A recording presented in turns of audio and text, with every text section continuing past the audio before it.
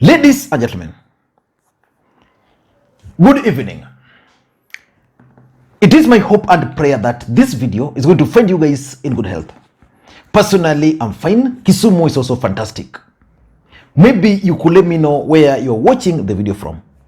The county in case you are in Kenya, or the country in case you are outside the republic. Governor Evans Kidero, former Nairobi Governor Evans Kidero, is clearly out to fight Raila Odinga. And my projection is that Evans Kidero is keen on succeeding Raila Odinga as the next Luo kingpin. And earlier today, Evans Kidero made 2 posts on his Facebook page. And many people questioned whether those posts were actually authored by him. The first post was about Homa Bay politics in general, and then the second post was about national politics. And in those posts, Evans Kidero delivered, in my view, disturbing message to Raila Odinga and those who still believe in the ODM party. So in this video, I want us to look at Evans Kidero's game plan. I want us to go verbatim and analyze the post which Kidero made. Before we do that, in case you're watching the channel for the first time, please take a second or two, click that subscribe button so that next time we produce a video like this, YouTube will automatically notify you. And to the subscribers, I want to continue thanking you guys for your continued support, because without that support, this channel cannot be where it is. Now, let us get to business. And I want to begin this video by playing a short clip by Kidero himself. Good afternoon. This morning I did 2 write-ups and they're on my Facebook, and the Facebook is mine. It is not hacked. And the write-ups touched on the plights of our people and how we should work with the rest of the Kenyans to be part of the community. And number 2, I did also talk about how people have been taken for granted because of the passion and the support they've given our leaders. A true leader must stand with the people. A true leader must say the truth. Those write-ups were mine. I stand by them, and if you really love this country and you love our people, we must stand to say the truth. And the truth must be said now. No, that's Evans Kidero. And the question is, do you think Evans Kidero will succeed Raila Odinga as the next Luo kingpin? I want to reserve my comment on Kidero, but let me just go through the first post which he made just from my laptop here. Evans Kidero is saying, "Good morning, Jodalawa," which just simply translate, "Good morning, our people," or my people. "First of all, I'd like to thank each one of you for the support and staying committed to the cause and cause of Homa Bay Manyen." I stated that his first post was about Homa Bay. Homa Bay Manyen is his slogan, simply meaning New Homa Bay, and is continuing. "The event of the last few days where MCA's will for the election of the speakers in Luo Nyanza counties was averted is a further testimony to the rightfulness and fidelity to saving our county from destruction. In addition, choice of parliamentary leadership where Homa Bay was treated like Migomba." So I think Evans Kidero is talking about the elections of the speakers in the counties in Nyanza and of course across the country. Most political parties ensured that their people became the speakers, sorry, not the governor, became the speakers. In Kisumu, the contest was bitterly contested. There was a bitter contest in Kisumu where the person I was supporting lost by around 2 votes, despite the fact that that individual, Samuel Longo, was supported by Raila Odinga and Raila camped in Kisumu. In Homa Bay, the elections also took place. The person ODM party wanted emerged the victorious. In Siaya, the same. And in Migori, the same. So those elections is actually what has annoyed Kidero, because Kidero and a group of Luo leaders had actually sponsored specific candidates, and those candidates did not win. And it's continuing. We all know that we won the Homa Bay gubernatorial election in August, and how the will of Homa Bay people was subverted.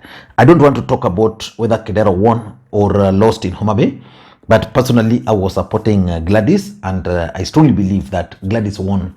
And Kidero is saying, we've filed a petition and expect the hearing to start first week of October. Probably because the petition, probably that's why he's still remaining relevant by raising some of these concerns. But of course, the rights of Evans Kidero to go to court is also entrenched in our constitution, and he's saying that it should start by October.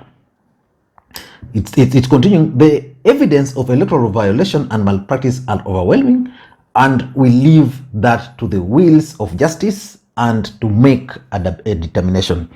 And is continuing. The people of Homa Bay and the Luo nation now is bringing up the aspect of the Luo nation, and the Luo nation must be saved from emotional slavery, a political business cartel, and blackmail by the six-piece cultists who don't give a damn about our development. So basically he's talking of ODM party and their six-piece campaign, which is normally the norm during elections in this region, and is continuing.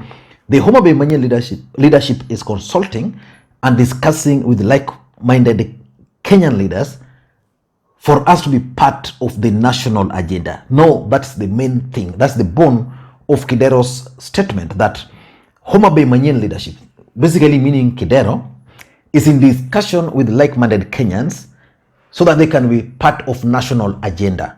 And you remember Evans Kidero formed his own political party the other day, which he acquired, I think, from the in-law, from the brother-in-law, which is called the Democratic Congress. So we are waiting to see how that party is going to fare. And it's continuing. We will have our own train party, which will deliver us from this slavery of over 60 years. Let's stay committed. We will be free at last.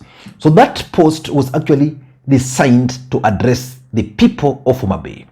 And by the time of doing this video, it had been shared 194. It had 3,200 people had commented.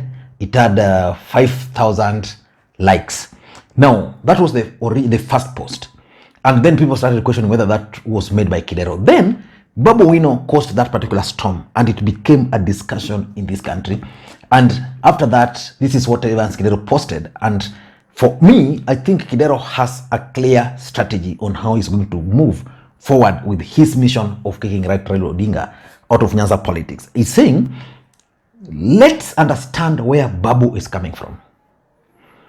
ODM is what it is because of the youths. Majority membership, zeal and passion in party support. Soldiers and army of the party. Basically, it's talking of the youths, because ODM party has always enjoyed the support of young people. People who can do everything. People who can do anything as long as Raila Odinga is in charge, as long as commanded by Raila Odinga. And he's saying, yet when bread is being shared, nobody thinks of them. And this is where I disagree with Kidero. You know, majority of these youths were with Kidero when he contested for the governor of Nairobi. Kidero became the governor of Nairobi. He had the opportunity to absorb most of these youths into his system. And I remember in Kisumu, where I come from, Rangoma did something which no any other governor ever did.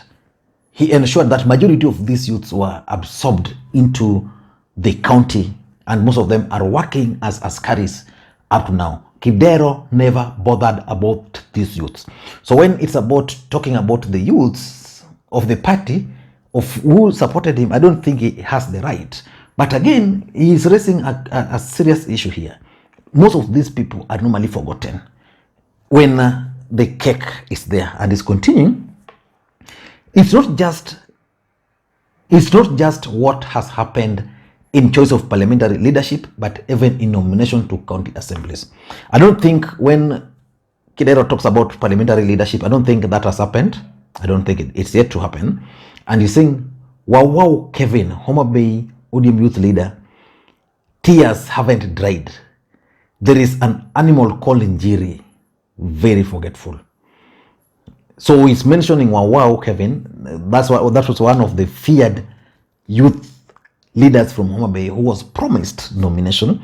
I don't know why he did not qualify, and I don't know who took up the position, but Kevin Wow is being mentioned here. Probably Kidero is trying to persuade him to join his camp in the name of betrayal, and he's continuing. ODM is a personal property and a commercial asset which the owners use to maximize financial returns and optimize their wealth creation. Now, that is the point I wanted to look at. So Kidero is describing ODM as a political party, as a personal property.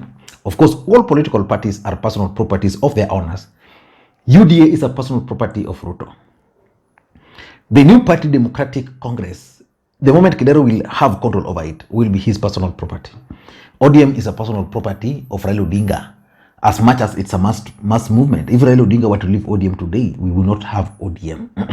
I don't know whether it is used to maximize financial returns, maybe or maybe not, and also to optimize their wealth creation. I don't know, but maybe. And it's saying people like John Mbadi, Honorable Edema, and Honorable Babu don't need to be remanded Karachini to the Ilos Mari. In short, he's saying that people like Babu Owino should be remanded that in ODM, if you are not satisfied, then you are told go and start your own party. They are all invited. So it's basically inviting them to his political party. So the Kidero I know and the Kidero I'm reading are totally different. So which means Kidero has been advised by his team that leadership is never given. Leadership is taken and is now out to grab the low leadership from Raila Odinga. And the question which I'm asking, do you think Evans Kidero is going to succeed in his schemes? For me, he's not going to succeed. He's not going to succeed, but is he going to create some wave kind of thing? He might succeed in that. But one thing I know, sustaining a political party is not easy, especially when Kidero is surrounded by people who are bitter, people who are out of touch with the people. Kidero will be the governor of Homa Bay today. He's not the governor of Homa Bay today because he's surrounded majorly by conmen from Luol Nyanza. That's the honest truth. People who are out of touch. People who, I know I can't just name them, but if you challenge me, I can name them. But why is Kidero making these latest moves? Number one, Raila Odinga's failure to win the presidency in this year's election is going to haunt him because it was his best chance. The Luo nation voted for Raila Odinga to the last man. They gave him MPs, they gave him senators, they gave him everything, they even gave him the votes. Raila Odinga failed the Luo nation and the ODM supporters and Azimio supporters when they let the presidency slip by failing to provide agents.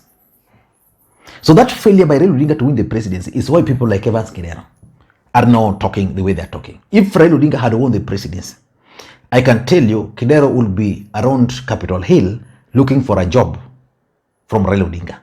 Probably will be lobbying to be appointed a cabinet secretary. So the main reason why people like Kidero are talking is because of Raila Odinga's failure to win the presidency. Number two, there is serious bitterness amongst the Luos, especially over the party nominations. You know, Raila Odinga had assured majority of people that the nominations this time around was going to be free, fair, and credible. They even promised people that they were going to conduct the nominations electronically. Of course, it was conducted electronically, but it favored, the algorithm favored sitting members of parliament. And because some of these sitting members of parliament have failed, their people, you know, people are just bitter. But they ended up voting for them because they didn't want to embarrass Raila Odinga. They saw Raila Odinga's chance this time around as so high. So they need to understand a situation where, I remember in Kisumu here, when I went to vote and people were lining up, you would hear people saying, okay, how can you allow Raila Odinga to become the president now that Raila Odinga is coming to Kisumu and the member of parliament welcoming him is an independent? That's unthinkable. So people decided to give him the members of parliament. But in their heart, they never forgive them for the botched nominations. Number 3 is the cartels within ODM party. ODM as a political party is a very good political party, has very nice things. But there's a cartel in ODM party. Can you believe that ODM party, which has a youth league, has not conducted elections for the youth league for close to 10 years? Then how do you run a party like that? It means if someone was 25 years, 10 years ago, he can't contest because it's now past 35 years. It's beyond the youth. But that youth wing is what was supposed to nurture new leadership into the party. We have Mugabe's in ODM in the name of youth league. You talk of women league, no elections. So there's a cartel which has been created. If you go to Homa Bay, there's a cartel of ODM party who controls things. If you come to Kisumu, sometimes people even blame members of parliament, the governors. These people are so strong, they're even stronger than the governors. They're even stronger than the MCAs, but they're the people who are controlling ODM, the cartels. And number 3 is Ruto factor. Ruto is keen on working with the leaders from Nyanza. And who will he work with? Who will he work with? In Migori, there's the name of Obado. In Siaya, there's the name of Ilidogwalo. Now, in Homa Bay, Kidero is emerging as a face. In Kisumu, maybe there's nobody. So I tend to think that Ruto factor is also at play. Probably he's dangling some carrots to some of these leaders. And by dangling carrots to some of these leaders are seeing opportunities that if you attack Raila Odinga, then you appeal to Ruto. But I want to tell them that the Ruto I know would not want a situation where he creates someone to fight Raila Odinga, because they've tried all this from the Kibaki time, from Uhuru time, and now even in the last election, he tried all those tricks but failed. And lastly, I think there is the control of ODM. I think there's a feeling that a new group of leaders should take charge of ODM as a political party. And this is what is giving people like Kidero the courage to talk the way they're talking. I don't know what you think. Do you think Kidero will succeed in kicking Raila Odinga out of Luo Nyanza politics? Time will tell. But for me, I will not dim the light of Kidero. But I will continue believing that Raila Odinga will still take charge of Luo Nyanza. And Babu Owino should be given chance to rise within the ranks, because Babu Owino has what it takes. Age is on his side. He is popular. You know, Babu Owino has the experience. He knows how to win elections. Kidero could not win elections against Sonko. He could not win election against Gladys Wanga. That's someone who cannot carry the aspirations of the Luo nation. But he's our leader. I wish him well. Thank you guys, and please may you have a good day. Bye-bye.